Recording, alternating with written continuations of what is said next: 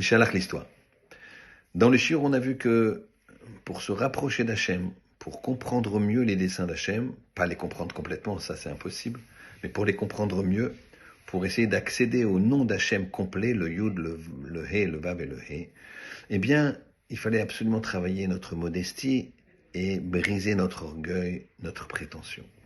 À ce moment-là, on laisse rentrer la vision du Ribono Shel Olam, du Créateur du monde, en nous.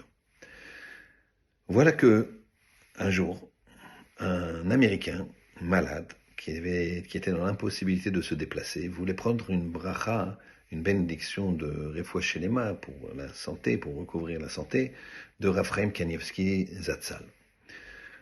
Voilà que il a cherché le numéro de téléphone de Raphaël Kanievski pour l'appeler et on lui a dit mais Raphaël n'a pas le téléphone. Alors il s'est demandé comment faire. Et il s'est rappelé que quand il était à l'Yeshiva, il avait étudié avec un grand maître qui s'appelle Rav David Povarsky, Zecher Tzaddik Kadosh Livracha.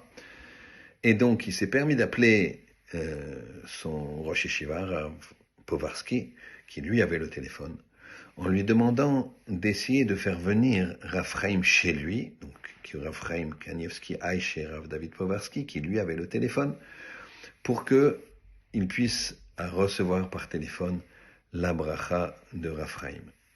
Alors imaginez que vous demandez à un homme très occupé, ou voire même un homme, on va dire, lambda, un homme simple, il n'y a pas d'homme simple, chaque juif c'est un diamant, mais en tout cas, disons quelqu'un de, entre guillemets, qui n'est pas gadolador, ou qui n'est pas spécialement pris par le temps, et de lui demander de sortir le soir de chez lui pour aller à 3-4 rues de là, dans une maison pour recevoir un coup de fil et répondre à ce coup de fil, donner une bracha.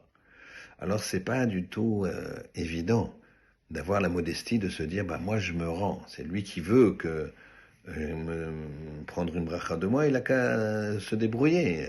C'est vrai que j'ai pas le téléphone, mais bon. Eh bien, Rav David Povarsky a dit que ça aurait été n'importe quel autre homme que Raphaël Kanievski, il aurait été très très gêné de me demander ça. Mais il savait que Raphaël, lui, il n'avait aucune considération de lui-même au niveau de la prétention. Il considérait, même quand les gens venaient lui demander une bracha, il disait la chose suivante.